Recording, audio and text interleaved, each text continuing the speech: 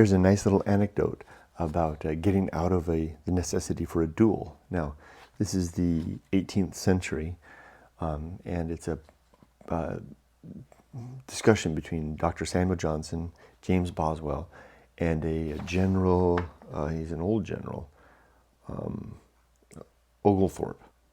So he's an old man at the time, and they're talking about chivalry and various subjects, and the need to respond when offended, particularly in the genteel world of the upper class.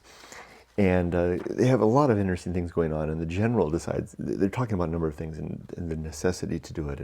And Dr. Johnson comments how the common man can, eye for an eye. You call me a liar, I call you a liar. You slap me in the face, I'll slap you back in the face. But then in the more refined atmospheres of society, we, them. This is how good the writing is.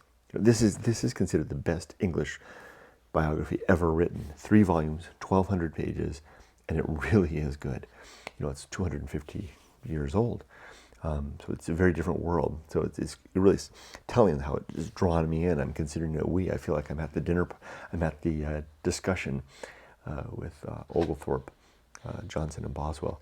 Anyway, they talk about how in the upper class, a man, this is 250 years ago, so it's a man's world. Men would be ostracized from society if they put up with an offense.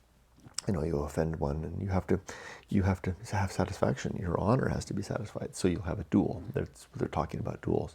So here, the general is talking about a situation that happened to him when he was just 15 years old, in the court of a prince, and how he got out of the need to fight the prince. He says, the general told us that when he was a very young man, I think only 15, serving under Prince Eugene of Savoy, he was sitting in a company at table with a Prince of Wirtemberg. The prince took up a glass of wine, and by a fillip, which I think means like a little slip of the hand, made some of it fly in Oglethorpe's face. Here was a nice dilemma.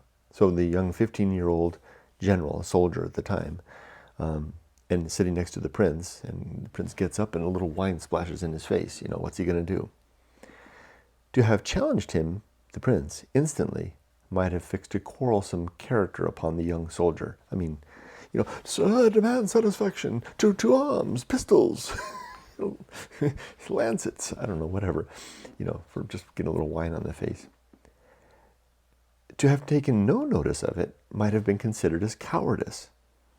Oglethorpe, therefore, keeping his eye upon the prince, and smiling all the time, as if he took what his Highness had done in jest, said, Mon prince, I guess it's French, and he in parentheses, Boswell writes, I forget the French words he used. The purport, however, was, that's a good joke, but we do it much better in England, and threw the whole glass of wine in the prince's face.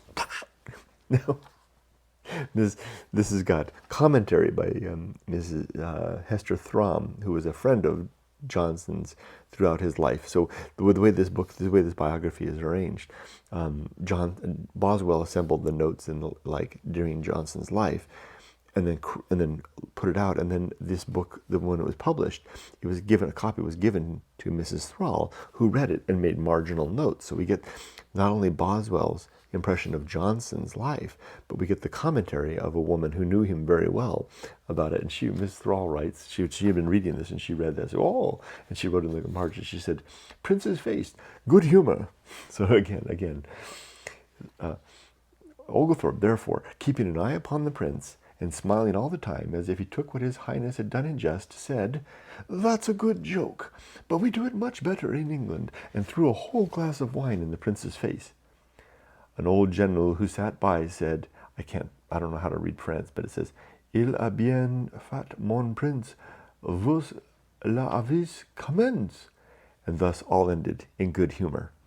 And thus a duel was averted between a young 15-year-old soldier and a prince, a French prince, I guess.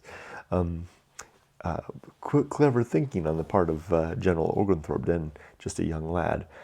to avoid that, while say preserving his honor. But can't you just see that really happened? You know, the Prince stands up, splash of the wine, and then Oglethorpe comes up.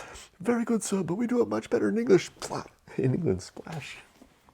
Great story. So now we all know how to avoid the need of a duel in our business relations.